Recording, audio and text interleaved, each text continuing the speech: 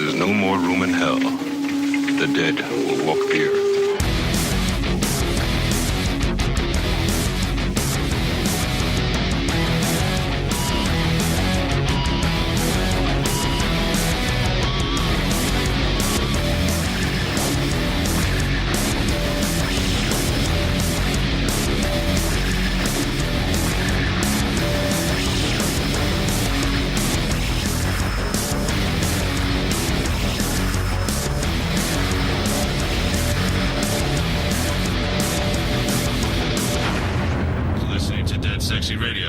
Jane and Dixie.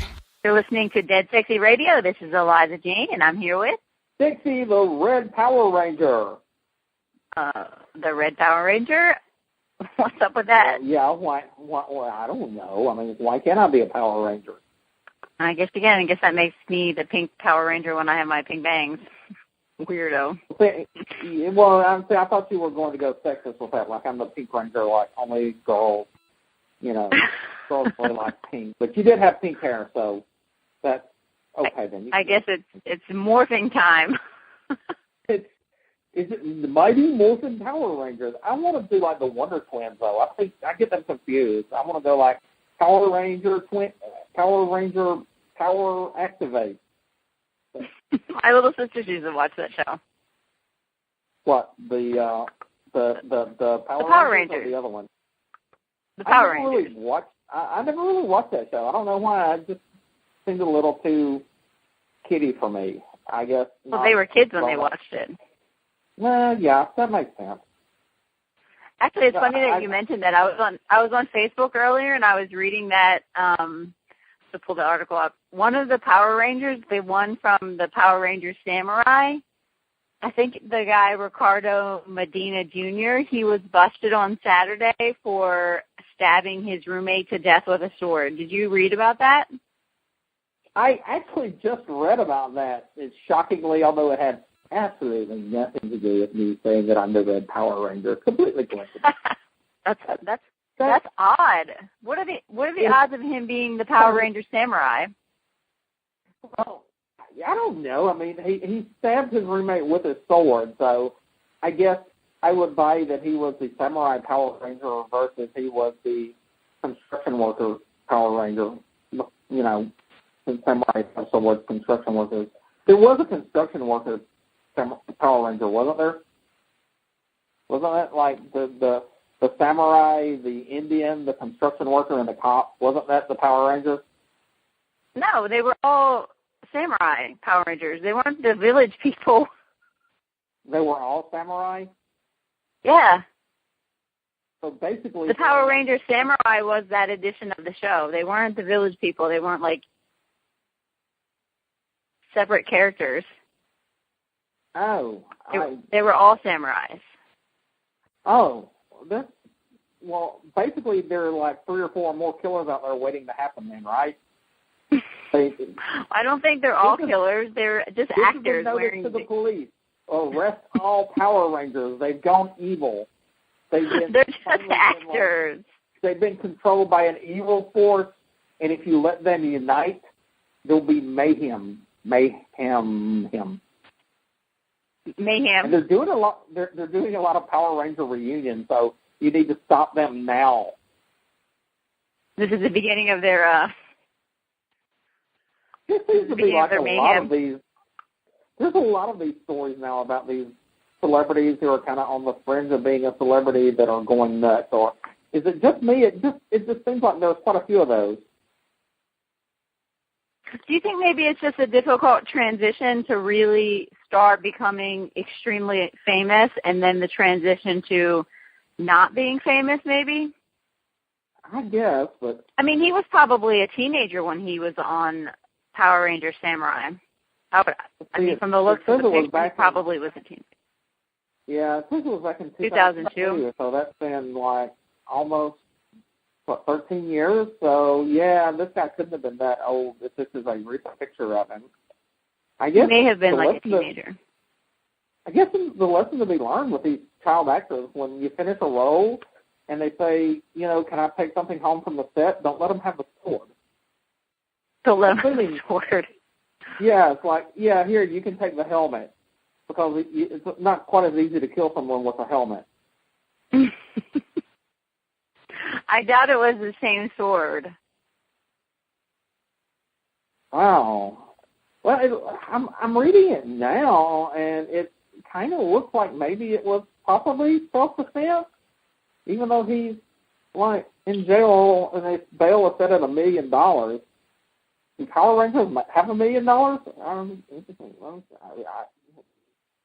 He's not actually a Power Ranger. He's just an actor that played a Power Ranger, so I don't know. So he deceived all of us loyal viewers of the Power Rangers that I was not. You never even watched the show. No, I know nothing about the show. Maybe you should catch up on all the episodes. Maybe that's your duty, to catch up on all the episodes. I don't think I could do that. I think that would like make my head hurt. I used to watch Ultraman when I was a kid, and I liked that. But you have a list of all these movies you want me to watch, so maybe you should start catching up on Power Ranger Samurai episodes, and I'll start catching up on all these movies. The only difference is my movies are good. You know, I started to say that no one in any of my movies has killed anyone, but that's probably wrong. I'm sure I've got, I own the Jeepers Creepers movie, so I own a movie whose director raped someone. Yeah, I was just going to say, you just have directors who, like, molested people and are groping people at 3 a.m. groping instead of the midnight kiss. I guess we talked about that. So I don't know. I mean, which one of those is worse, like stabbing your roommate with a sword or raping someone? They're both pretty bad. They're both kind of up on the equal badness scale, I would think. Yeah, I think so too. The rape person at least is still alive, but oh my God, if you ever say there's anything that's not worse than rape, then you get like stoned. They're just traumatized for the rest of their life. Yeah, it is. And believe me, I'm not making light of it. You know, the fact that I won't watch those movies, even though it's in my bookcase, bought it before I knew what happened, I won't watch those movies anymore. That's how strongly I feel about that. And it's not a female thing, because actually Victor Salvo raped a guy. So when I'm saying rape, I'm not being also anti-female by any stretch of the means. Rape is horrible. Rape is bad. Murder, I think if there's anything above rape, murder probably has to be there. Am I trying to, like, back out of this too much? Let's talk about hating Power Rangers more. Okay. Although I do love Serena Vincent, who was a Power Ranger. Did you know that? Wait, what? Serena Vincent was a Power Ranger. Yeah, she was the pink Power Ranger. Yes. She's the only Power Ranger I have seen naked, and looking at this guy's picture, I don't want to see him naked. No offense. Well, I met Michael Coban, and he was the blue Power Ranger. Oh, really? Did you see him naked? No, I didn't see him naked. I met him at a convention. There's no nudity at a convention. Well, except for that other guy that was naked at the One Horrifying convention. Well, I met Serena at a convention, and I did ask her to take her clothes off, and she kind of stared at me. Well, that's because you're a weirdo. I wasn't a weirdo. I was drunk, and I was taking her picture, and it was a really nice story that messed up by alcohol. So kids don't drink. You know, kids don't drink in moderation, because it was early in the morning. I was drunk. I go to meet Serena, and I've told this story a few times probably, but I go to meet Serena, and I give her autograph, and I had my friend Sean. I'm like, Sean, would you take a picture of me and Serena together? She says yes, he says yes, so he takes a picture of me. And when I get finished, she's like, will you take a picture of me with her now? I'm like, yeah, sure, I'll return the favor. So I took a picture of Sean with Serena. Photographing Serena Vincent is definitely not a bad thing. And then we were walking off, and some other guy said, hey, do you mind taking a picture of me and Serena? No, so I did it. And we were standing there chit-chatting, and I hear this angelic voice like, Alan, is that right? I turn around, and it's Serena, and she was like, would you mind taking a picture of me with this person? I'm like, no, definitely not, So I took the picture, and gave him his camera back, and she was like, oh, thank you so much for helping out. I'm like, oh, no, believe me, taking photos of you is not work. It's a joy. And she's like, oh, you're so sweet. And I'm like, but you just need to get rid of those damn clothes for the next photo. And she was like, and what did she say?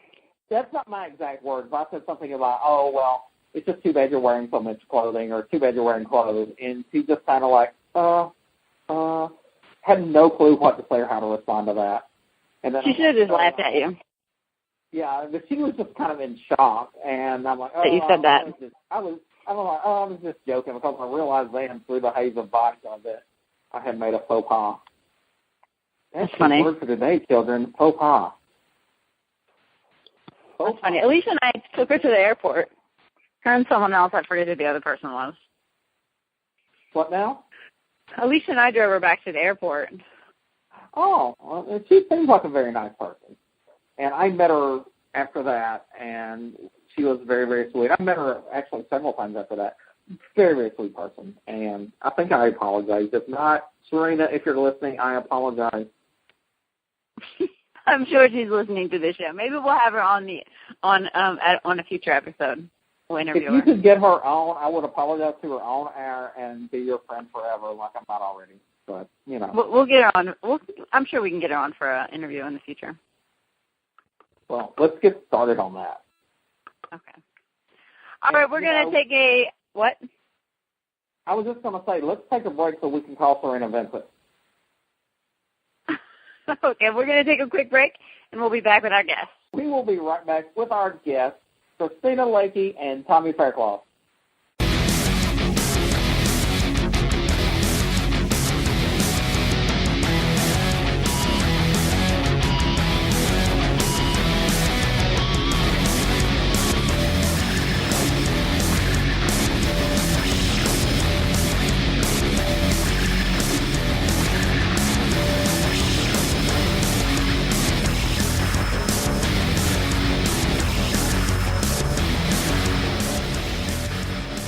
Welcome to Dead Sexy Radio. This is Eliza Jane, and I'm here with Dixie, who ain't got no time for time zones. I don't have no time for time zone. I'm done with time zones. Can you live in the same time zone? Could it just be the same time everywhere all the time? And we'd like to welcome our guests. You want to introduce our guests? Okay, yeah. Our first guest today is the director of several movies, and his latest movie is Dorchester's Revenge, The Return of Crinoline Head, Mr. Tommy Faircloth. Tommy, welcome to Dead Sexy Radio. Hey guys, thanks for having me on. I appreciate it. Oh, thank you for coming on. We appreciate you taking the time. I know you're busy. Just got back from a convention. First off, I want to congratulate you. I saw that Dorchester's Revenge had gotten a couple of nominations for the film and the cast in the Horror Society Awards, so congratulations on that. Yeah, that was pretty cool. Thank you. They're really excited about it, too, so I'm sure they're out there voting right now as we speak. I voted earlier today. We had actually a couple of our guests had projects on the Horror Society Awards, so I had to spread my love around. But yeah, I gave y'all guys a couple of votes. Yeah. Well, thank you. I appreciate that. Well, I really enjoyed it, and I don't say that about every film I see. I mean, if I see a film at a festival and I don't like it, I just kind of walk past the cast whistling. But well, our booth was right there at the exit door, so you may have almost walked by. We wouldn't have let you walk by. I'm good at sneaking by. Dixie is quite the film critic, so he'll tell you if he doesn't like your film.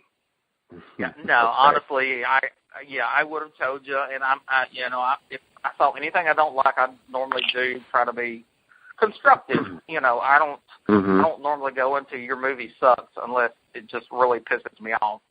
But yeah, I laughed a lot during that movie. Hopefully, for the times you wanted me to laugh. But of course. I thought it was a cool little movie. Do you want to tell us a little bit about it for those people who might be listening who haven't seen it or don't know anything about it? Sure. It's kind of a very light satire slasher horror film. I like to just say it's a horror film with a little comedy in it rather than saying it's a horror comedy, because it's not like one of those, movies like, the Wayans brothers do, where it's just, straight up making fun of horror. It's your typical 80s slasher film, and it pokes fun at itself without being too serious. But it's actually a sequel to the very first film I ever shot back in 1995, 96, called Krillin Head. And it's been, 18 years since then. So I decided to finally, do a sequel. But the way it's written is you don't have to see the first film, to watch this and, get the story. But hopefully after people see it, it'll spark interest and they'll go back and, check out the first film. Yeah. But the story basically, it revolves around, a crazy killer, Shucker. And we see in this film we kind of see his backstory, how he became who he is. And then the majority of the film focuses on a group of college students who decide to do their research assignment on local legends on him. And so they go back to the scene of the crime, so to speak.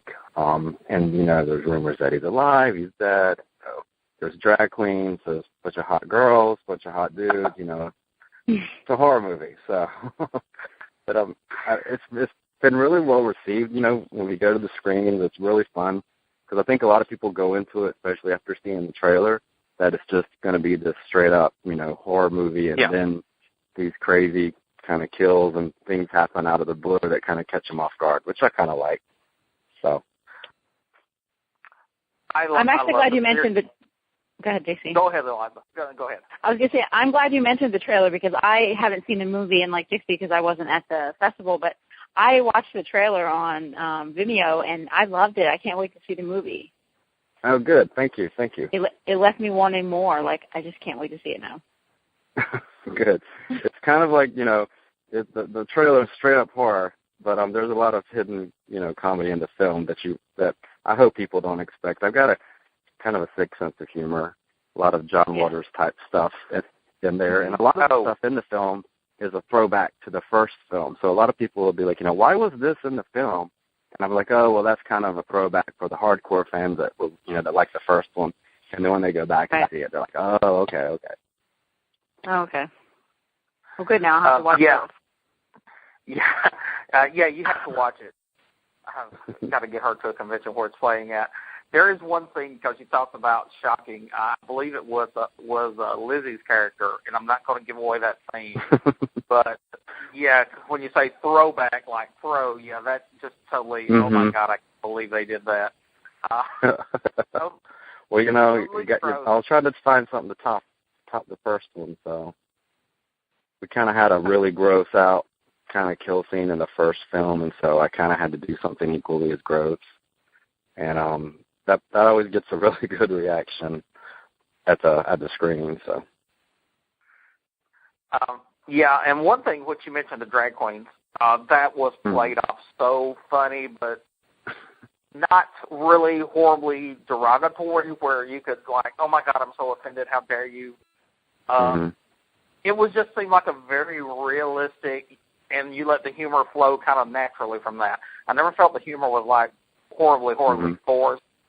I mean, it was, again, that's one of those throwbacks to the first film. A lot of people are like, why do you have these drag queens pop up out of nowhere? In the first film, there's always a red herring that's kind of warning you, don't go there, you'll be sorry, in a horror film. and in the first one, there was this drunk, muscle-bound drag queen on the side of the road warning the kids, you're all going to die.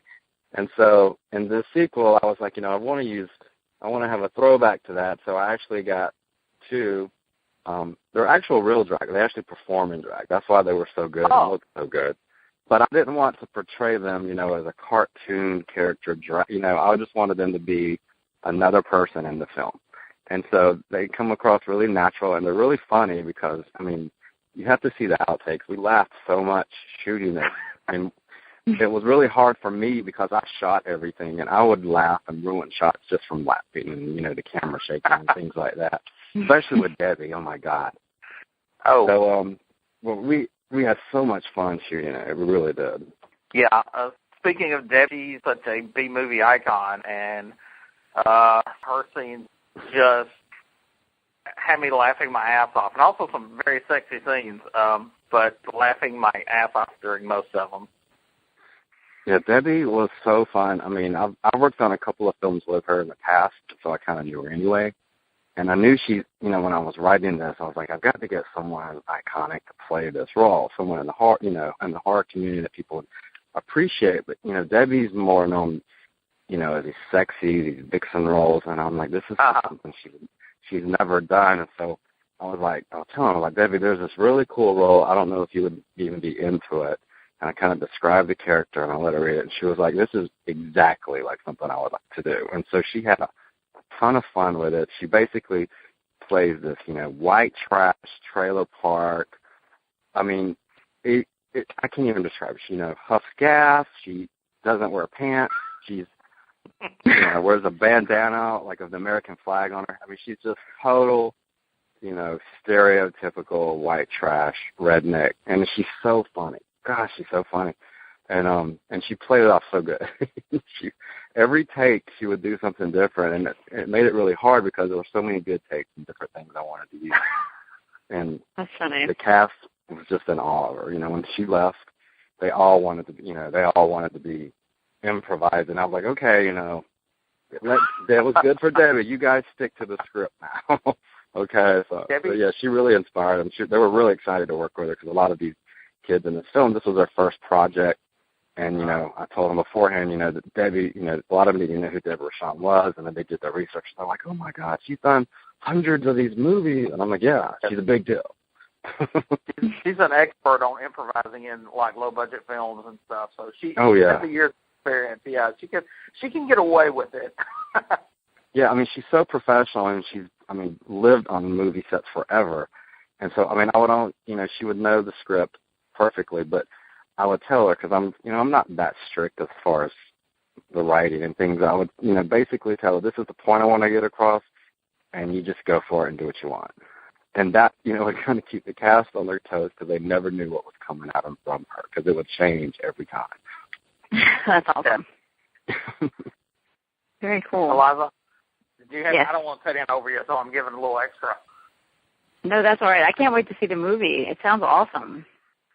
I'm jealous that Dixie had to see it first. He gets to see every movie first.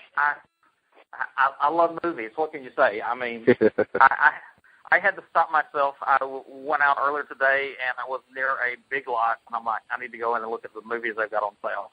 Even though I probably have as many DVDs stacked on top of my bookcase as I have in my bookcase. But instead of buying another case, I want to buy more movies. I do that all the time. Like, I'll buy a movie, and then when I get home, I realize I already have it because I've got so many. I'm like, damn it, I've already got this on Blu-ray, and I'll buy the DVD for some reason. I need to keep a list with me on my phone, so whenever I shop, I can kind of scroll through it and see what movies I have. There's an app called DVD Profiler that I use just for that because I ended up buying so many duplicates and, have to give them away. And then some people are like, why are you giving me a used DVD? I'm like, I've got a couple, I actually gave a Blu-ray as a going-away present to one of my best friends. I'm like, I hope you don't think that's weird, but I'm a movie person. This is one of my favorite movies of all time that I have on Blu-ray.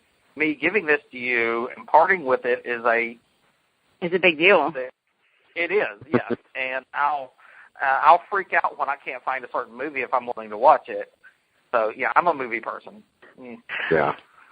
So, Tommy, did you write the script for Dorchester's Revenge as well, or were you just doing the directing? Oh, no, I wrote it. I try to wear as many hats as I can. Yeah, when you're working on films like this that are so low budget, the more hats you can wear, the better. Yeah. So it's a lesson.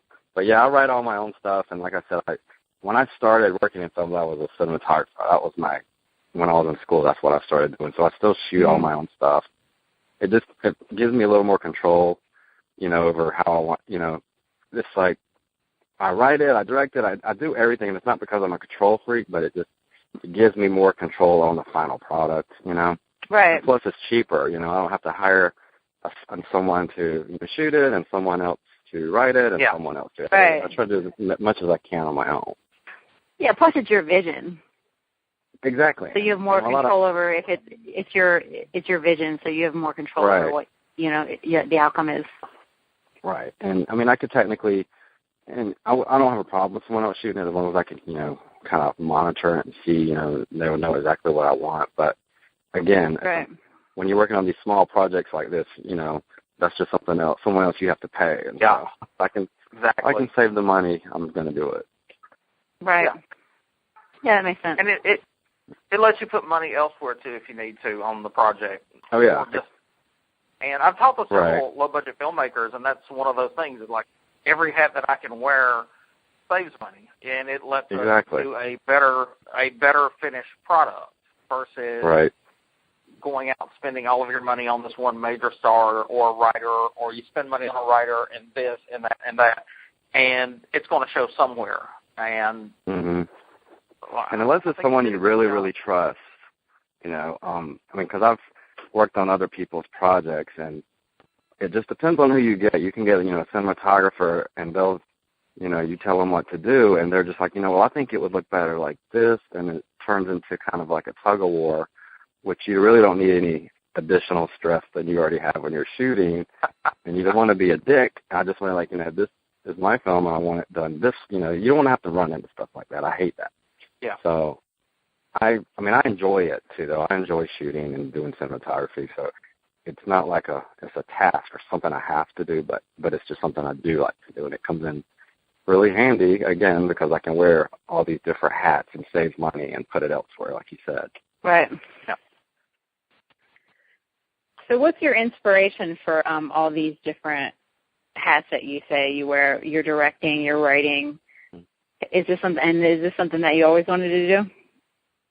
Well, ever since, and it's crazy because I think back now and I kind of, people will say, oh, like if someone was a singer, they used to sing when they were a kid. And I never really thought about it until now, but back when I was a kid, I used to have a tape recorder, like a cassette tape recorder. I got one for Christmas when I was a kid. And my mom used to babysit my cousins and things like that. And I would always, now that I realize it, I would direct them and record these shows with my tape recorder. We would, and this is so showing where my vision was going back then. Back when that movie Mommy Dearest came out, what was it? Yeah. I was sitting there, directing my little cousins and everyone. Okay, we're going to play Mommy Dearest, and you're going to beat her for smacking your food. I mean, just different stuff like that. And then I would record it, and we'll be acting out these scenes and, like, beating the hell out of each other. I mean, and so even back then, for some reason, I just had this deranged sense of humor. I like creating these stories and directing people and, creating them and then, like, letting everyone listen to them. So it kind of just started that way, but developed more into the horror, I guess, because whenever we would get the free HBO, for a month type thing back in the day, that they would show like Friday the 13th, 5 times a day. They would show, Halloween, and I would always, sneak in there and watch these horror movies, and I just was obsessed with them. I loved them. I would collect, Fangoria magazines, and I had, like most kids had, posters of like football players, and I'm like, Jason, I've got Freddie on my wall. And my mom thought, it was crazy. I would get my sister's dolls and like create like graveyards with body parts, and my mom she asked my aunt one time, she's like, do you think he's thinking that's me? Like he wants to kill me? And I'm like, no, I just like horror. It just kind of developed that way. And I think it's because my parents, I remember my parents took me, I must have been 3 years old or something, took me to see Jaws in the theater.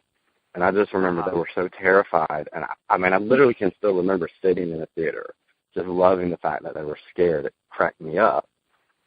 Even to this day, when, I just laugh when people get scared. It's just something funny to me. I don't know. That's funny.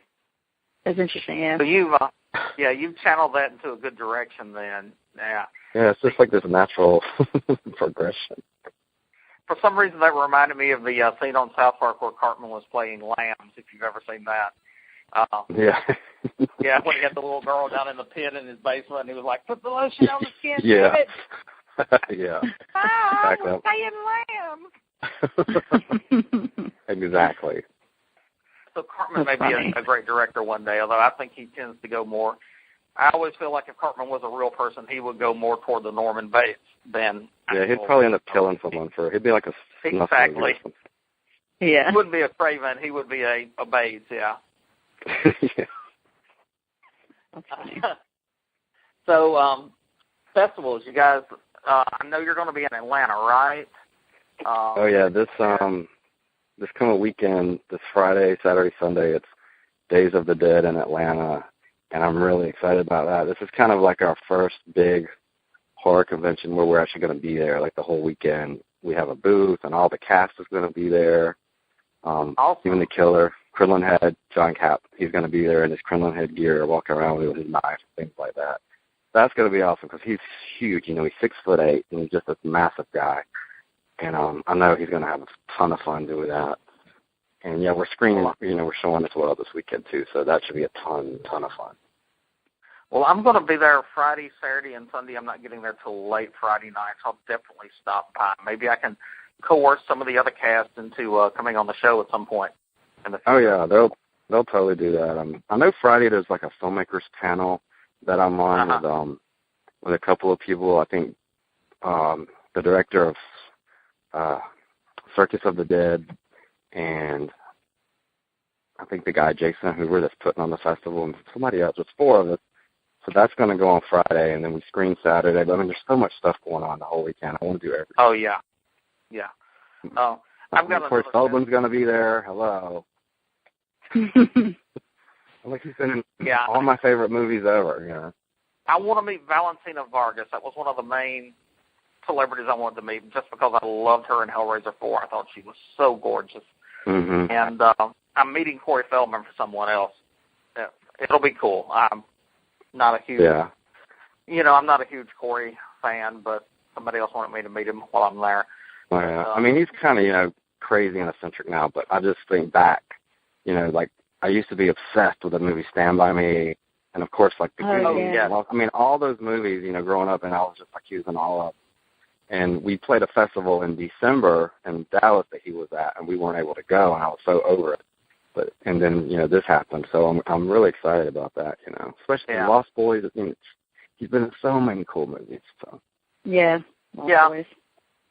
That's why it's going to be cool to meet him. Like I said, I'm just not really horribly jonesing for his autograph for myself. Yeah, I'm not gonna be one of those stand in line and pay $20 or $40 for an autograph. I just want to see him and say hey or something. Yeah. So maybe I'll get that chance. I don't know. We'll see. Yeah, I don't know how he is at shows. A lot of the people, like hang around, chill out in the bar and the after party and everything. I'm not sure how Corey's going to be with that, but I'll definitely. Yeah, I don't know. I think I'm gonna be there all day Saturday, so I'll try to drop by the screening. I'll definitely be by around the table. Okay. Now that stop by so we can take some photos or something too. Yeah, we'll be tweeting photos and stuff all weekend while we're there. Awesome, yeah, awesome, yeah. I'll probably be doing a lot of networking more than actually meeting celebrities now that yeah. I know there are several of our past guests and a couple of future guests, who are supposed to be there, so do that. Yeah. Probably do a little bit of drinking as I usually do. No. A little bit. Of course, yeah. Could be doing a lot of it. Yeah, we've been stocking up on Fireball also. Some of my friends who usually I meet there aren't going, so I don't know if I'll have that big of a drinking society to hang around with. But, yeah, getting drunk in the lobby is one of my favorite things. Oh, yeah. So, if you're not, just come by our booth. I'm sure we'll have some stuff, so. Hey, I will definitely then. First year there, I actually got, they had some issues with some over-enthusiastic police officers working security there, so I ended up outside drunk singing karaoke with a group of people, which was, hey, that's better than any organized party for me. Hey, well, I saw that either Friday or Saturday night they're doing this big karaoke thing, and Felicia Rose from Sleepaway Camp's hosting it, so that should be pretty fun. Oh, really? I hadn't noticed. I hadn't looked at this full events and everything. Yeah, I don't know if it's Friday or Saturday, but yeah, I'm definitely going to do that. Oh, yeah. I'm going to miss all the fun. I love karaoke. It's even better when people are drunk. It's so fun. Yeah, it is. Yes. I did a lot of karaoke last year at the Scares at Cares convention in Virginia, and they're actually having a film festival. I don't know if y'all guys are looking to submit to any more this year in July. Mm-hmm. So information on that. But I always go to it because I have a lot of friends in the Baltimore area, and we usually get drunk, sing karaoke, pass out, all the fun stuff. So what's next? I know you guys are, I guess, going to be touring with this film a little longer, but what's your next project, or have you thought of anything yet? I don't know. I mean, I've always got, something lined up I want to do, but it's only been maybe 4 months since we started with this film, and so I really want to market it well and take it around for at least a year, and I would like to have it on DVD by the end of the year, whether it be on my label or through another distributor. I mean, I'm talking to a few, sales agents, and of course, the distributors come as you play more festivals, you win more awards, but I'm just in no rush right now.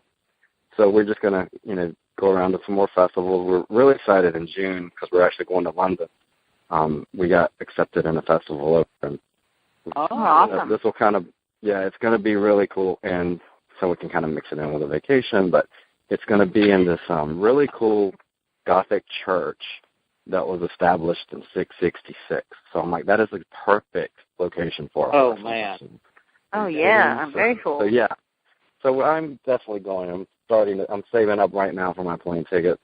And, we're going to play in Chicago in March at the Indie Horror Film Festival. And I mean, there's a lot, we're still waiting to hear from because, once we finished the film, we kind of missed a lot of deadlines. A lot of the horror festivals are in October. So we missed a lot. But that's coming up. We have a screening in Greenville, South Carolina. In April, we just had one yesterday in Charleston that was so much fun.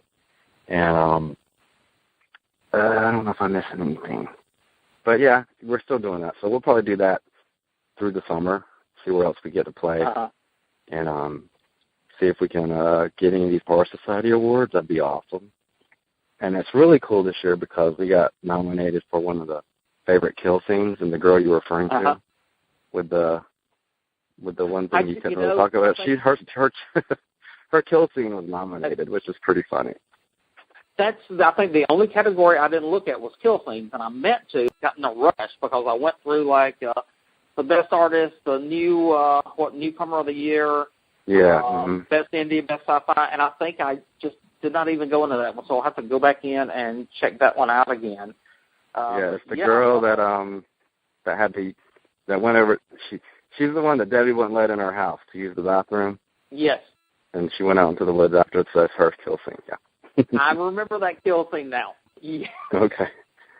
It was probably the least seen. You saw the least amount, but it was the one that got the biggest reaction. One thing which I really liked, you set up these kills so that we knew they were coming. There's another one, which one of the pictures you sent me, I don't want to mention what it is. I'll just say a Mexican celebratory type kill. Yeah. And that probably gave away too much. But I saw that one coming, and then I thought you were backing away from it. And I was sitting there like, no. We have to do this. Don't back away and suddenly change and do something else. Yeah. But no, you gave us what we were wanting at that point. Which was I kind of try to I try to make it. I try to kind of draw it out. Like even the one we were referring to earlier with the girl in the woods. Like you see it, you know it's coming, and it takes a minute for it to get there. But it's like every time it shows, everyone's cringing and waiting until it finally happens. So I like to draw it out, kind of make the audience cringe a little bit. I think that helps, so you don't have to show as much when they know it's coming. They're already imagining it. So by the time it happens, it's kind of like people will swear they've seen it even if they didn't, kind of like Texas Chainsaw Massacre. I love when people talk about how bloody and gory the original movie was, and there's maybe, a handful of blood drops in the entire film, but it's so suspenseful and so messed up that everyone, your imagination just goes wild. Right, and that's for me, I appreciate the really gory films, and there's all kind of horror, and I like them all. But like my style, I just tend to be less gory but more psychological, where I want you to use your imagination to see more than me actually just showing you. Yeah. And, a lot of people and a lot of the review, we've gotten overall really good reviews, but some of the hardcore sites, you know, like I want to see more blood and guts and on-screen, you know, things like that. Right. But I mean, that's, and you know, which is fine. It's just not the style of the film, you know, and it's just not kind of my style. So, but that's the worst thing they can say. I'm happy with that, you know. Oh yeah, yeah. And it really takes more of a budget to do that realistically. I mean, that's not. And I know there are a lot of gore fans who don't care. They don't care if it's obviously link sausage covered in blood. You know, they want to see it. And again, that also kind of is a time factor as well. But I mean, for this project, and because you know the comedy and things like that, I think I could get away with it. If it was a more serious, you know, film, of course, that'd be a different story. Yeah. But and again, it's also a throwback to the first film. It was just kind of that way as well. A lot of the kill scenes were off screen, and you know, you didn't know who the killer was, type of thing, and you never really saw anyone. So it was kind of throwing back to the first one as well, doing stuff like that. Gotcha. Right. I've still got a first one. Eliza, any more questions as we? Is there any links or anything you want us to promote? Sure, yeah. I mean, we're on Facebook, of course. Dorchester's Revenge, The Return of Kremlin Head, you know, you can find that on Facebook. And my production company is called Horse Creek Productions, and we have a website. And so if you can't find us on Facebook or you prefer to go to a website, you know, we put on there everywhere we're going to be appearing and, you know, any kind of, you know, film festival we're playing and things like that. So you can keep up with us. And, of course, we have our store there where you can see our, you know, buy our other titles, DVDs. And we actually have some of the original VHS left, you know, very few, but we have some left. And that's pretty much it. Awesome. We'll be sure to post those on our website and our Facebook. Great. Thank you. No problem. Oh, you are welcome. And thanks a lot for coming in and talking to us. And like I said, I'm going to try to, I'll be seeing you next weekend. And hopefully we can get some more of the cast, or if you want to do just like a whole cast grouping at some point, if you want to tie that in with something like a release, that would be cool. I mean, we'll be glad to do that. Yeah, give us a shout, and we'll get you back on. And, great. Thanks for coming on the show. No, thank you so much for asking me. I really appreciate it. All right. Okay.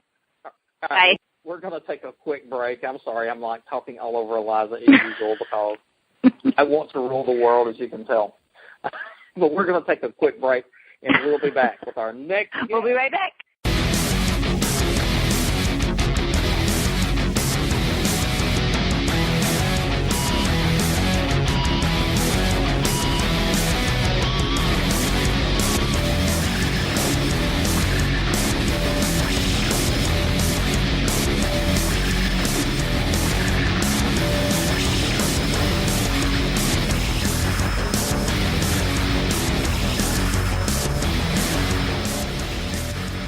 And welcome back to Dead Sexy Radio. This is the ever well enunciated Dixie with my co-host Eliza Jane. And our very special guest today is someone I have known online for quite a while.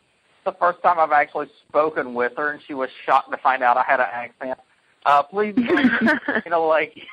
welcome Kristina. Hello. Dead Sexy Radio. Hello, Kristina. Hello. Hi. How are you all?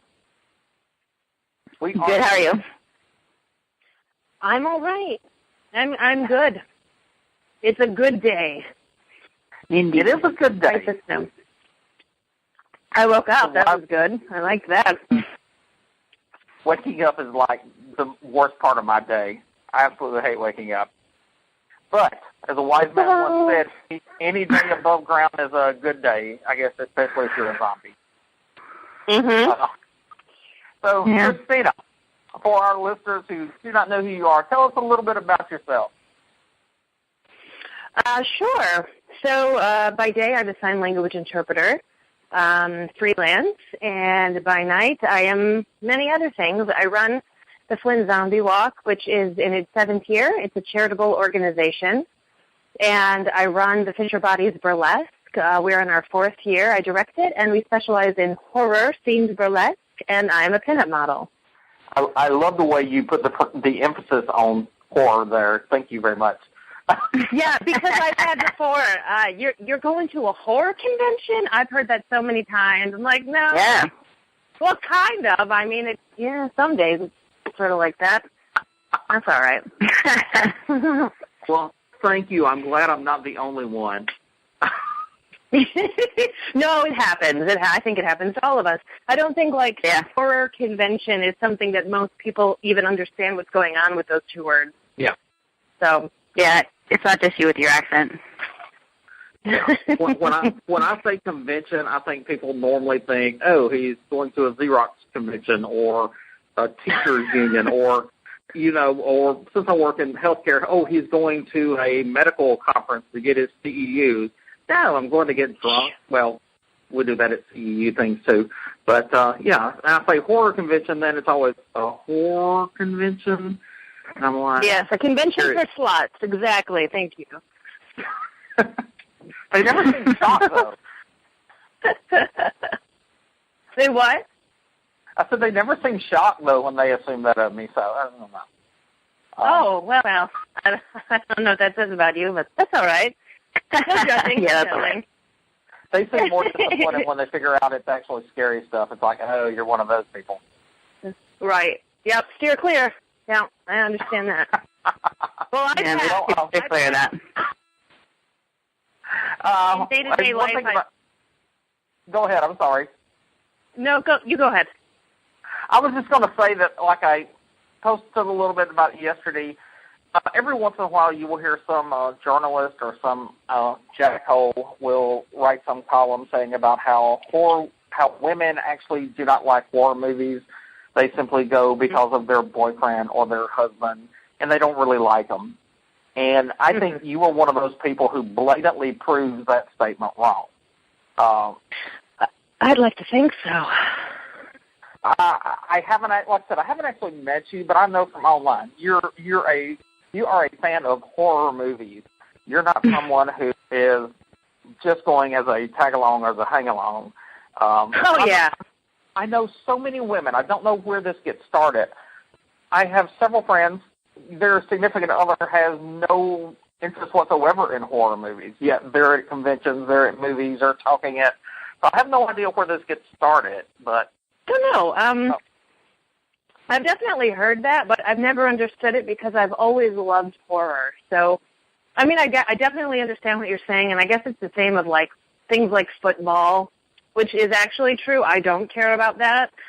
But I understand, but not the case for me. I grew up. I mean, I'm talking probably way too young. I was watching horror and having nightmares and just watching it anyway. And, yeah. I mean, I definitely, my husband, I definitely had to grill him on our first date. So what do you know about horror? Is this going to be weird for you? Are you into this? And then he turned to me and he said, "Welcome to Fright Night, for real." Oh. And I said, "You're the one. You're the one." And it worked out. Nice. Yeah, I was just saying, if I don't know anything else about you, I know that you love Fright Night. I mean, it's been said I like Fright Night, so yeah, I do. It's my favorite.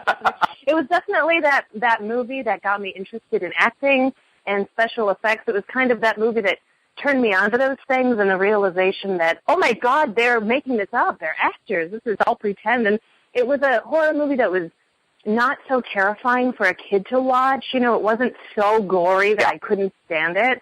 So I could go back to it time and time and really, really enjoy it. And that's kind of why I love it so much. I just feel like I owe a lot to it. I think a lot of horror fans have that movie. They all have one movie that they just, for some reason, they just love so much. Yeah. Don't you think that's true? I'm sure you have one. I don't know what it is, though. Mine is probably... There's so many. This is Halloween? But Halloween, the original Halloween, because I saw it, I'm giving away my age a little bit, back in the golden day when they would actually show theatrical films on network television. It seemed like not that long after they were in the theater. There was no DVD. VHS was kind of a new thing, and they would show these edited versions of the big screen movies. And Halloween was the first movie that really scared me. Well, there were a couple of movies that scared me that were completely stupid, like Orca. Orca terrified me as a child, but Me too. Mm-hmm. hey, but Yeah. Halloween, there were several things. There's just the theme music to that movie. I would wake up. Creepy. I would dream about being chased by Michael Myers with the theme music. And that's a story which I tell people now when I was, I guess, my early teens. I was in bed and I was dreaming that Michael Myers was chasing me, and the theme music is, you know, and I woke up in a cold sweat thinking, oh, my God, I'm awake. And then I realized I could still hear the theme music. And then there's this panic, almost heart attack moment when you realize you're still awake and you still hear the theme music. And then I remembered, thank God, Mom's burning the bacon, the fire alarm's going off. But oh, my gosh. Sheer Oh, jeez. I love it. That's a great story. Well, thank you. But, yeah, Halloween is that movie that set me, I think, to me, it was such an influential movie, and there are so many movies you watch now, and you're like, oh, my God, don't go near him. You know what's going to happen. But with Halloween, I don't think that had ever really been seen before. All these stereotypes and archetypes of the undying killer, you think he's dead, he reaches out and grabs you. All this stuff was kind of new, and to be experienced that at a young age. And I had been a fan of the Hammer horror and the Universal horror before that, but that's, I think, what really solidified me as a horror nut. That's great. That's a great story. Well, thank you. Yeah. I love horror. I love horror stories. I love hearing how people got into it, and why they love it. It's great. Oh, I know you wanted to talk some about the burlesque side before. Yeah, tell me about how you got into burlesque dancing. That's fascinating. I have a strong theatrical background. I went to college for that, and honestly, this is going to sound kind of weird, but I had a child, and I really couldn't leave the house at night to go to rehearsals every single night like you need to do for theater.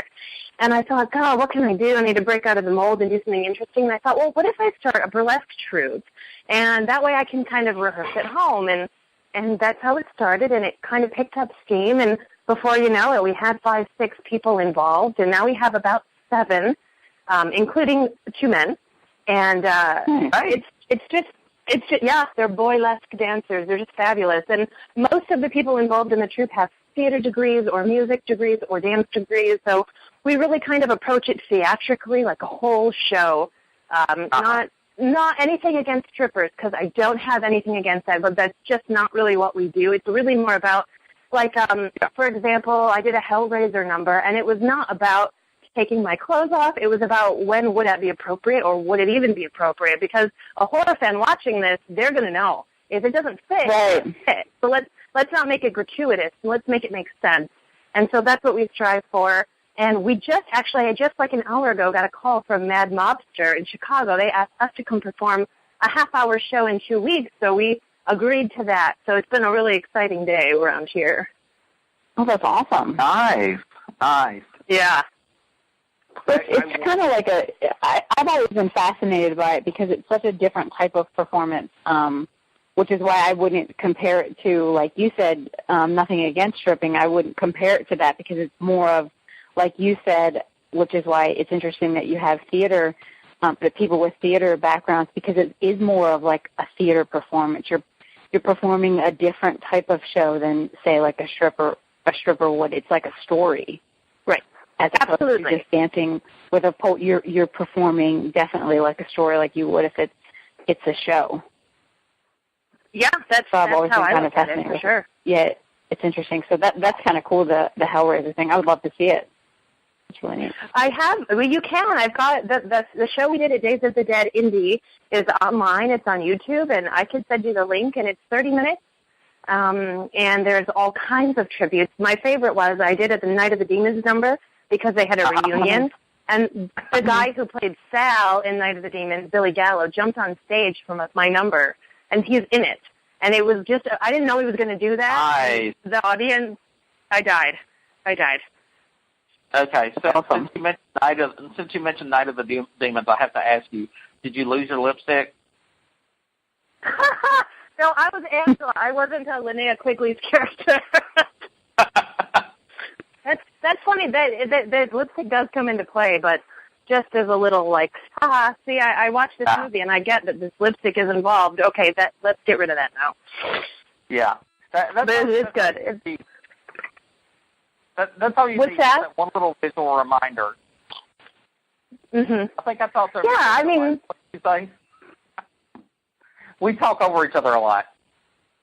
That's all right. I'm gonna let you guys go, and I'll just listen for it. Now go ahead, Joe. We're on burlesque. Mm-hmm. go But ahead. I love burlesque. I love burlesque too, and it kind of harkens back to those old vaudeville days, where it wasn't just stripping. There was some stripping, usually there, but there was a lot more of a show built around versus just come out on stage and take your clothes off. And I've seen some burlesque shows that worked for, and I know I've got a friend who does some really, really good stuff. But I've also seen some where it really seems fake. Like it, there didn't seem to be any real reason other than, I'm going to go out and dance naked with a chainsaw or with a stuffed monster. And yeah, right. Yeah. Yeah, and there's a place for that. Sure, there is, but it's sort of like, let's not dumb this down anymore. Like, we're all horror fans, and I feel like as a horror fan, sometimes when people find that out about me, they're like, it's very kind of talked down to you about it, or it's not really accepted socially. Right. It's just not something people do, so I don't want to dumb down what I'm doing anymore, or I want people to feel like, no, we're all on the same level here, and we're all like, we all get the same things, and we all love the same things, and let's celebrate it. I could come out and dance naked with a chainsaw, but that wouldn't make me any different than anyone else, which is what I want to be. And one of the reasons Mad Mobster called and they said was, it's pretty clear you know horror, and we would like somebody who actually knows what they're doing. And I really appreciate that, because it really infuriates me when they just find somebody who's really thin with a big chest. And nothing against those people, but it's just sort of pervasive. That's all that people want, and it's not about the talent. But I think, no, it's about the talent too, Right. I'm clearly very passionate about this subject. I've definitely been to strip joints, and I don't, if you go to a strip joint on Halloween and they're doing a horror theme, that's great. That's awesome. But yeah, I think at conventions, when you have serious horror fans, I don't have an issue with having beautiful girls. I don't have an issue, obviously, with beautiful girls taking, quite a bit of their clothing off. But let's please make this real. Make this something that you can say, okay, she really knows horror. The girls who have the horror-themed tattoos or do, like you said, interpretive dance that is really tied into the subject matter. Than just like, I'm a drunk girl with my clothes off, please vote for me if it's a contest, or, buy me drinks, whatever reason. Yeah, basically. I wish there were more established burlesque clubs around, but, I mean, you see strip clubs everywhere, but you don't see a lot of talented burlesque clubs and burlesque dancers around. I wish there were more established places like that. You and me both, sister. Believe it. I mean, I feel like people would be willing to pay more money to go to, and maybe not some people, but I feel like some people would be willing to pay more money to go to a better place to go and, see a show. They do. I can attest to that, because we sell out almost every show, and we don't really do mostly horror where I come from in my town. We travel and do that, but we do classic stuff on the regular basis, right. And we sell out almost every show. People want that, but they're really, they're not the people that are going to go to the strip club. They're really theater people, and they want to be entertained for an evening. So a little bit of a different. And they want to go. They want to go to see something more classy. They do. Yeah. It's a completely different atmosphere too, because I've been to strip clubs, I've been to theater, and there's a huge difference. You go to a strip club, you're sitting there and getting hassled for your money all night long. That's basically the whole gig. And, you know, you go to something like this, you buy your ticket, you go in, maybe they've got, you know, a booth to sell autographs or whatever, but you can actually sit and enjoy the show where, you know, half the time at a strip club you're fending off someone who's trying to get your money through various means. Yeah. Right. I hate performing at bars. We performed at bars. It's something I really don't like to do. People are drunk, and when you're in a theater, there's that fourth wall, and people understand, no, we're putting on the show. Look, don't touch. Right. And then afterwards, you can come shake our hands, and we'll be fully clothed when that happens. And that's it. Right. Like, we're not asking for anything beyond the ticket price. And in a bar, things, I've just had people treated really poorly. Some of my girls treated really badly. And I just, I'm just not into it, you know? I can imagine.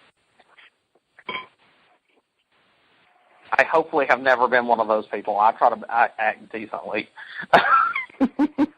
I'm sure. I can't imagine you would do that. I put on this horrible act on Facebook and sometimes on the radio, but I'm usually a decent guy in person. Even totally drunk, I'm usually halfway decent until I pass out. Oh, that's good. Until I pass out. Once I pass out, all bets are off. Anything I do while I'm unconscious, I can't get blamed for. I'm guessing you just sleep, right?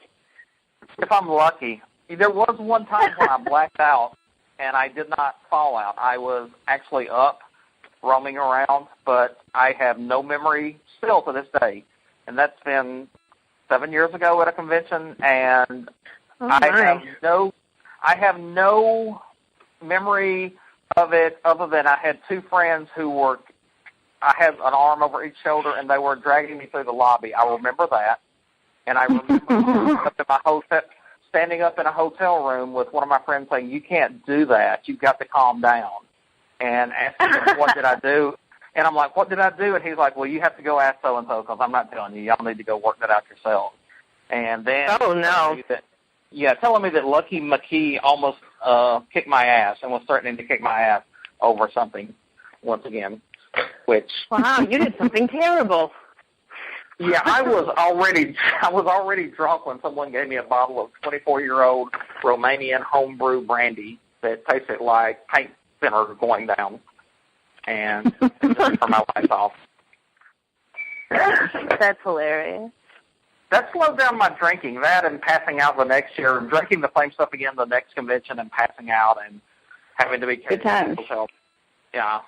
I think that is probably. Go ahead. Hmm? Go ahead. Oh, I was just going to say, I think this is how I'm separate from pretty much everyone else at a convention is I don't really drink, and I certainly don't get passed out drunk at conventions, and I just don't have an interest in that. But what I do love to do is sit in the lobby and watch everyone else around. It's a great pastime. I mean, celebrities included. I have some stories. Oh my God, it's great. I love it. And there's nothing wrong with it. And I'm not saying people shouldn't get drunk. I'm just saying I found my niche, which is just watching. Yeah. Well, those two incidents slowed me down, and I still drink occasionally, but not to that extent. And I've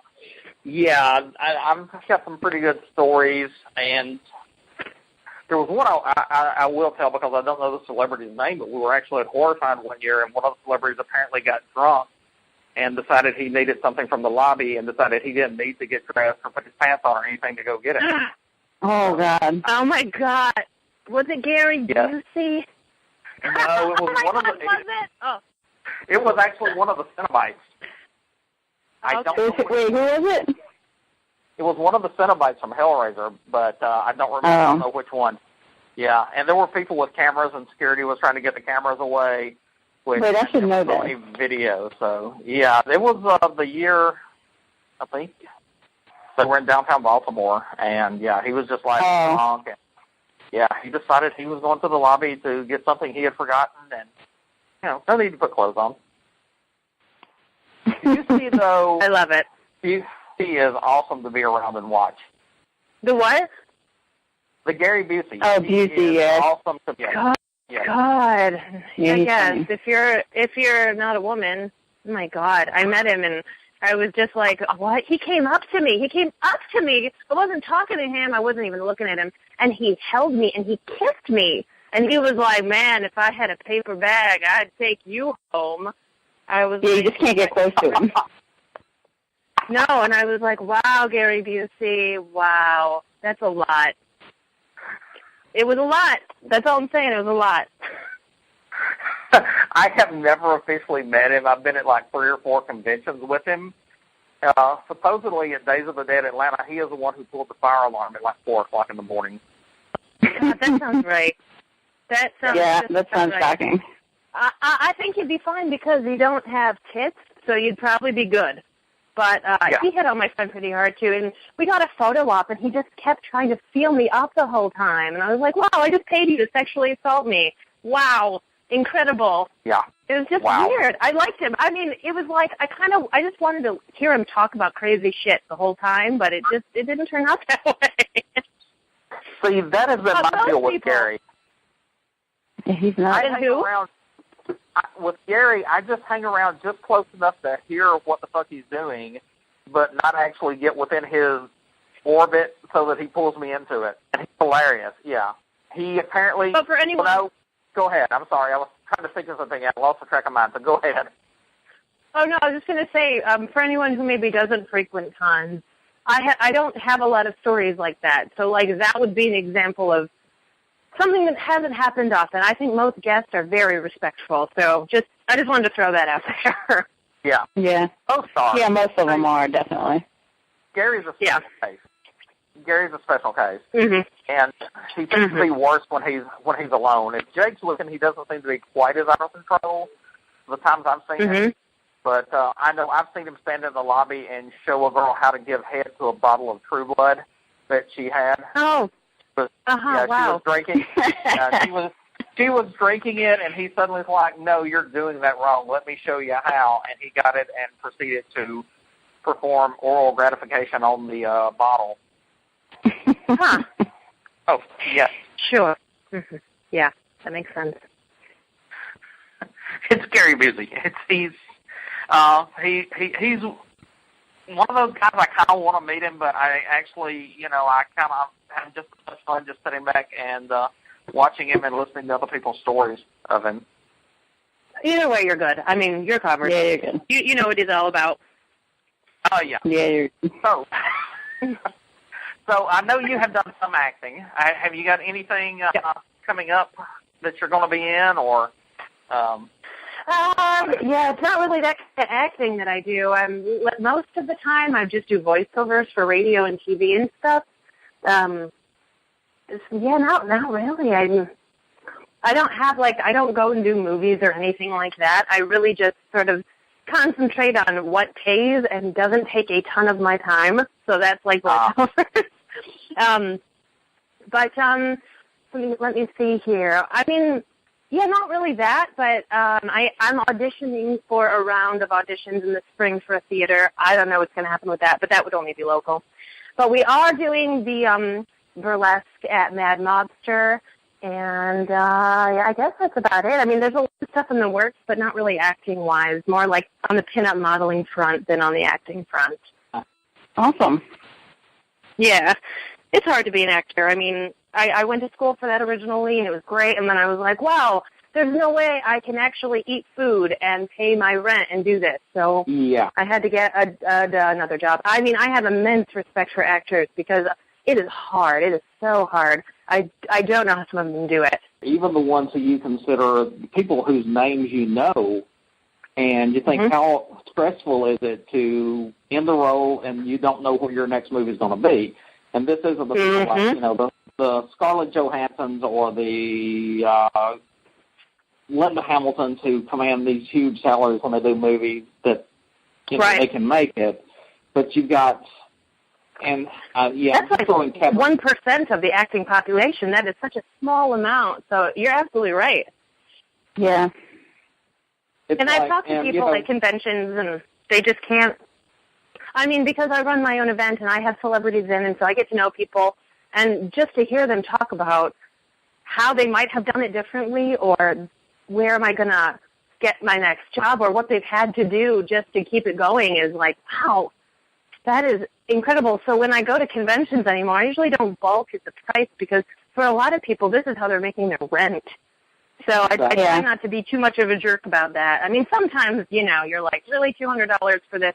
That's insane. But generally, $20 is not too much to ask. No, not at all. Right. And you look, Bill Moseley, and Bill's, hundreds and hundreds of roles, but still, he's one of these guys who, he's not making I have no idea what Bill makes, but I'm going to assume he's not making the money like Robert Downey Jr., where, tomorrow, as long as you've invested. And he posted actually on Facebook, which he's really, really open and talkative on Facebook. He posted that, he was excited because he went out to the mailbox and he opened it, and there was an envelope from, I guess, the Screen Actors Guild or wherever. And he was like, all right, I got a check. And he opens it up. Yeah, it's a check. And then it's like from the syndication of one episode of ER he was in, it's a check for like 54 cents or something. And a couple of bucks. And he was like, this is the life of a working actor. And that makes you think, this isn't all, well, it may be glamorous, it may be exciting, it may be fun, but it's not like you're on Easy Street because you're a actor, even a known actor. Right. Being famous does not mean that you are rich. It just means people know your name, Yeah. I could just go on all day. It's such a frustrating thing to be an actor, but I won't because I'm sure we all have other things going on.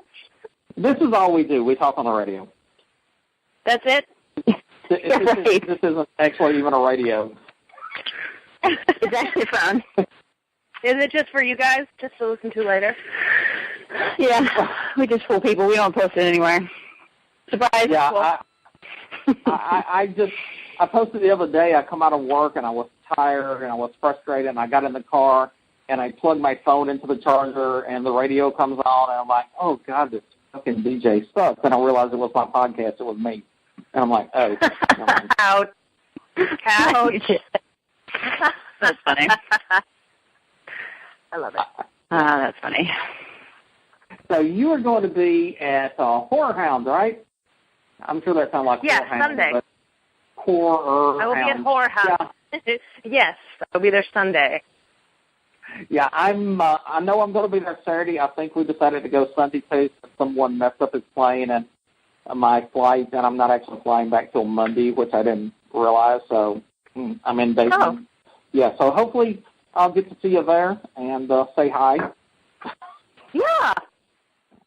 That will be cool. I'm gonna do a little cosplay for that one. So you should definitely find me because I am really, really bad at recognizing people, like really laughably bad. So you should, if you recognize me, you should come say hi. I will do that. I'm bad at recognizing people too. Okay, good. Then I don't feel so bad.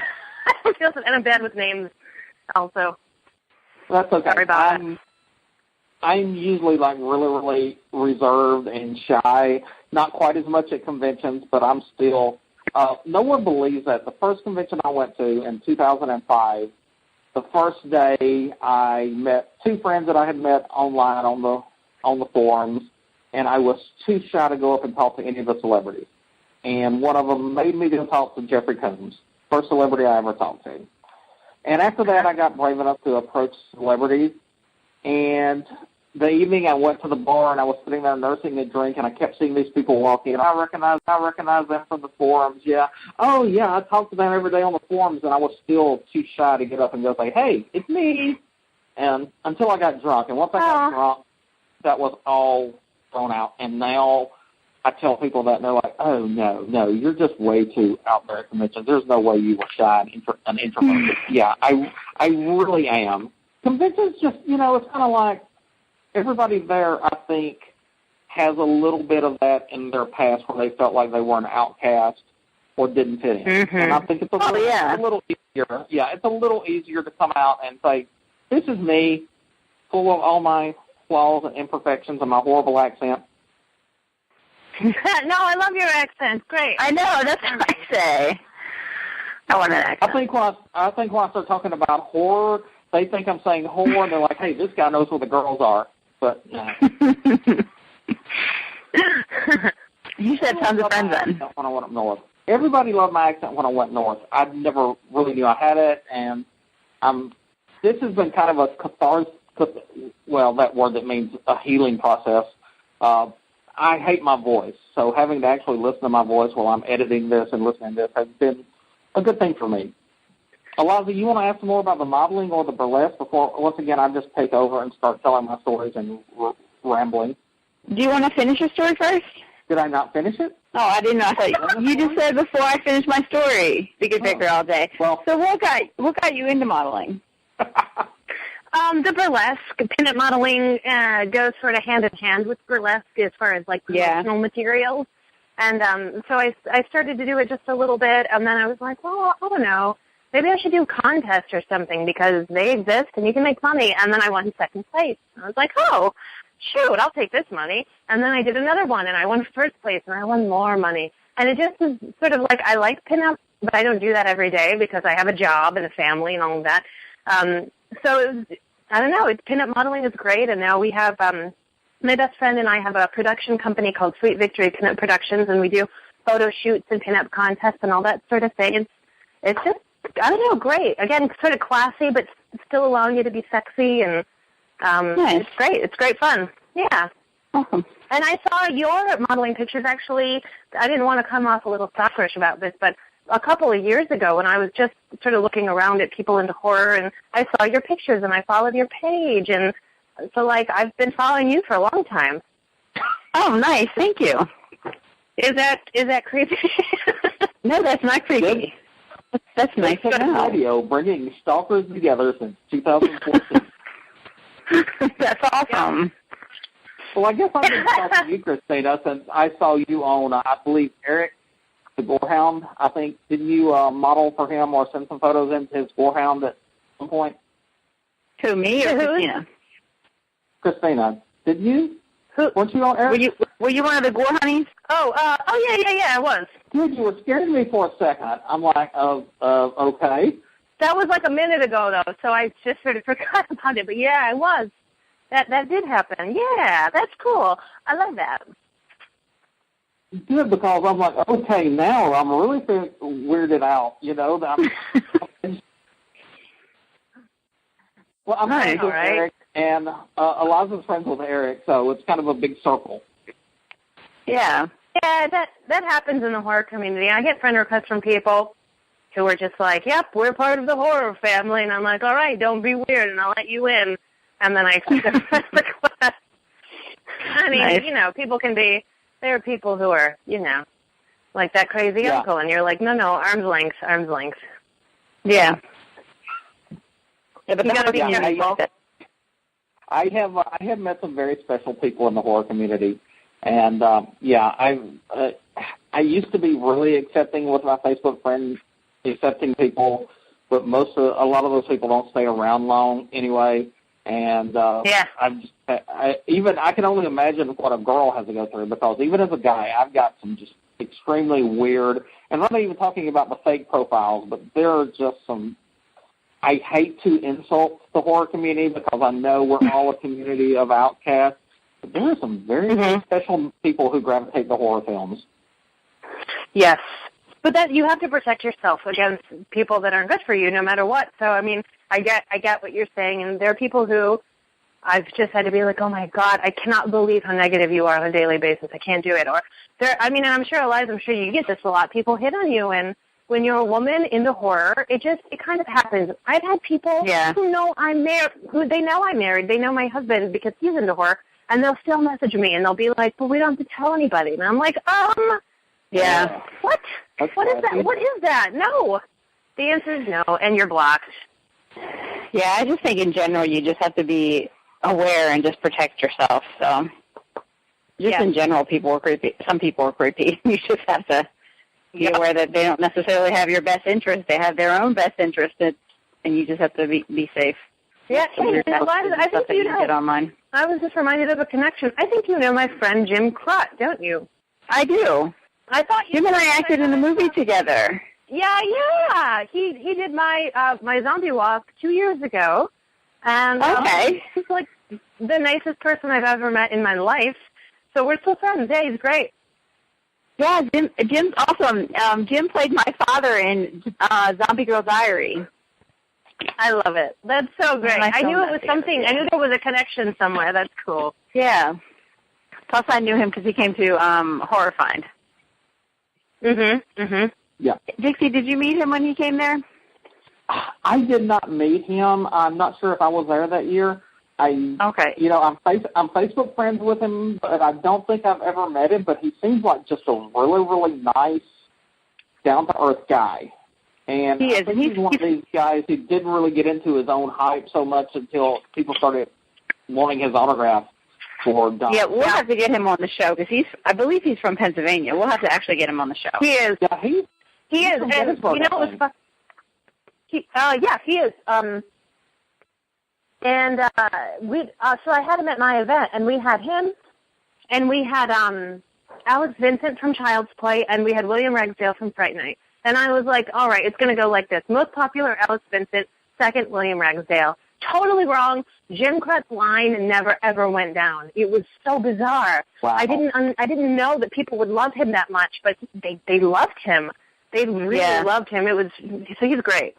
I think the attitude of the celebrity has a lot, and not to say that Alex has a bad attitude because I've never met Alex, but we see these people like Bill Moseley who will go to every convention in America, and he almost always has a line. Same thing with Sid Haig. Yeah. And I think people just kind of gravitate to that. This is a really honest guy who really enjoys his fans, he's not got an attitude, he's not, an egomaniac. And I think I get that from Jim. Like I said, I haven't met him, but I get it. He's just a normal guy. And, he is. He is.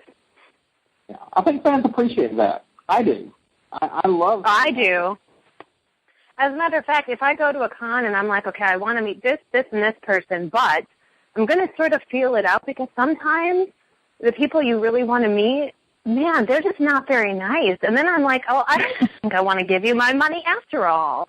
And there have been people, and I'm not going to name names because I don't want to be rude, but there have been people I've definitely thought, oh, yeah, I'm going to go meet that person. And then, no, not at all. I didn't want to do it. So I think it makes a big difference. I mean, I've done that, and I'm not going to name names, but one of my first conventions, I was really wanting to meet this guy, and he was like a total asshole in the lobby, and he was drunk, which I understand he was drunk, but he was drunk and threatening people, and it happened night after night, and I just, I'm not giving him $20. I'm sorry, you're here to meet the fans, not threaten to beat the fans up, Right.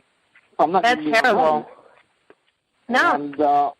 last year at Scares That Cares, I met Robert Russler from Freddy's Nightmare on Elm Street movie. I'm sorry, and I had no intention to actually meet him. I love the Nightmare movies, but I'm not a huge fan.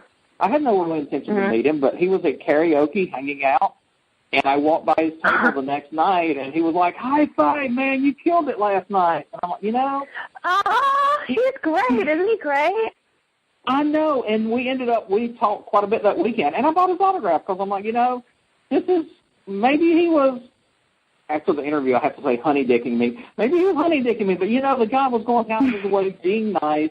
He was hanging out in the bar with everybody, drinking beers, just having a good time. So this is the type of guy I love to see at convention. So, I had no intention of getting his autograph, but I ended up getting it. Right. Yeah, he's great. Yeah. And I was at Scares That Care, too, by the way. Yeah, I know, and I don't think I realized that till after it was over. And I was only there Friday night, so it was real quick. Yeah, I was there till Monday. It was a marathon, but I loved it. I had fun. It was the most fun I've had in several years. I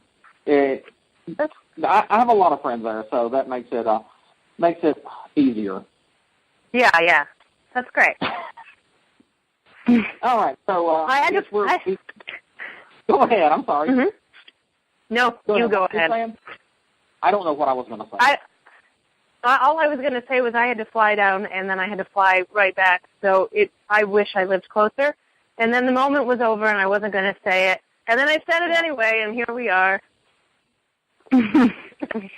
I drove to Atlanta, then rode with a friend. It was like a total of 16 hours on the road, I think, if I'm counting right. Oh, or God. something like that. So Yeah, I made it in 2 days. Like, I drove to Atlanta, spent the night, then we got up and drove. But traffic was so bad the next day.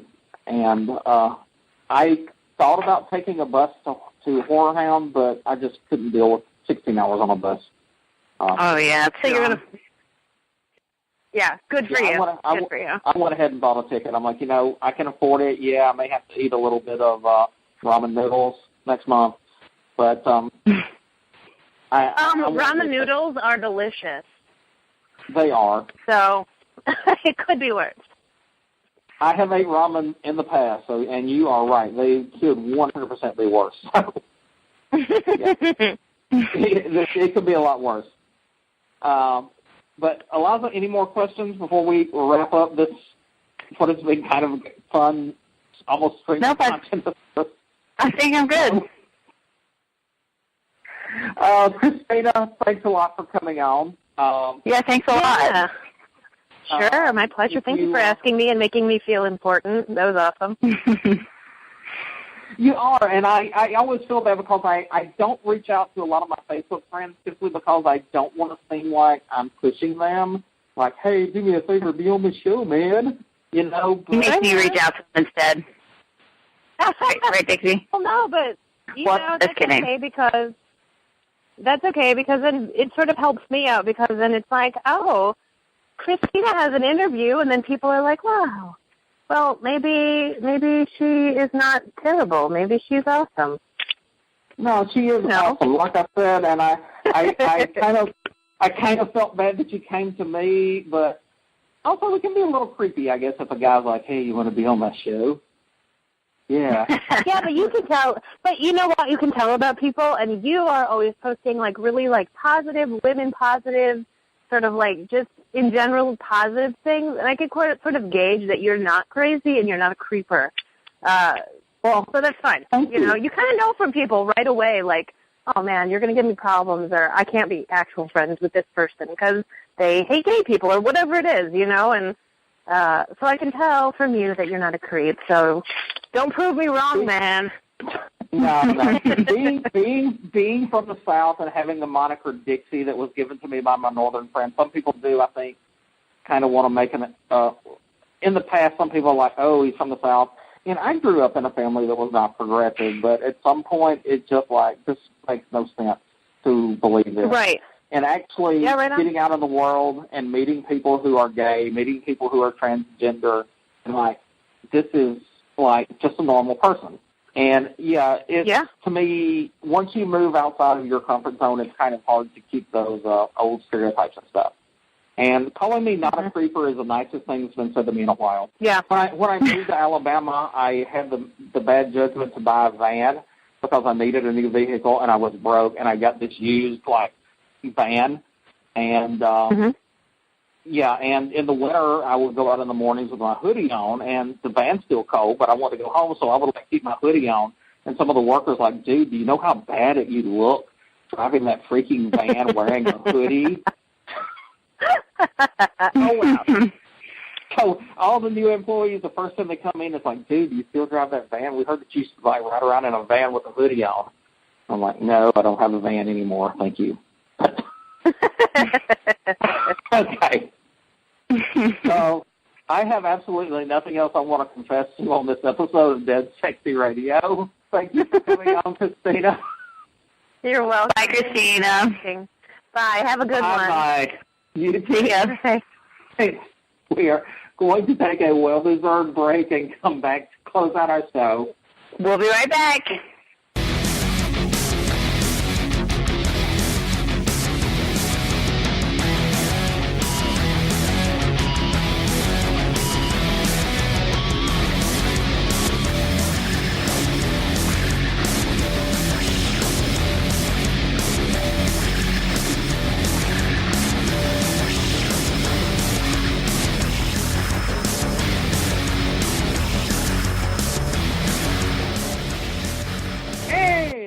Welcome back to Dead Sexy Radio, our very special episode tonight.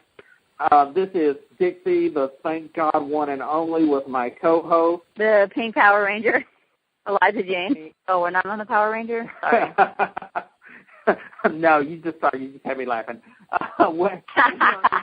We are ending our show today. We are putting our Power Ranger rings or whatever the fuck they wore back into the drawer for the week. My samurai sword. We're putting we are sheathing our samurai swords, not in our roommates, in their scabbards. Got all technical there. But we are bringing this episode to an end. Some would say, thankfully, we're bringing this episode to an end. It has been a very fun episode, probably kind of wandering here and there through the atmosphere at times, but we're ending. We want to thank our special guest, Tommy Faircloth, director. Go out and catch Dorchester's Revenge, The Return of Crinoline Head at a film festival near you. Or I think you may be able to buy a copy of it on VHS from the website. It's not on DVD yet. You can at least check the trailer out on Vimeo. Yeah. Look on Vimeo, however that's pronounced, Vimeo, Vimeo. You can watch the trailer there. Also want to thank my good friend Kristina Lakey for coming on the show and just having kind of a random laughing time. It was fun, though. Yes, definitely fun. That's it for me. Eliza? Fuck time zones. We still can't get it right. Oh, God, yes. That's all I have to say. I need a Power Ranger to come stab time zones in the ass. With the samurai sword. With the samurai sword. He can even bring the cowboy and the sailor and the Indian with him. They're not singing YMCA. They're not the Village People. Power Rangers. And that's about They're not singing that. Oh, my God. As far as this show can go. I'm saying goodbye. Eliza, you can say anything else you want to. I'm saying ciao. Until next time. Ciao, Bella. We're out. It's time for morphing time. It's time for Time Morph or something like that. Stop it now. Stop it. Stop it. No more show today. We're out of here. Goodbye. Goodbye, listeners.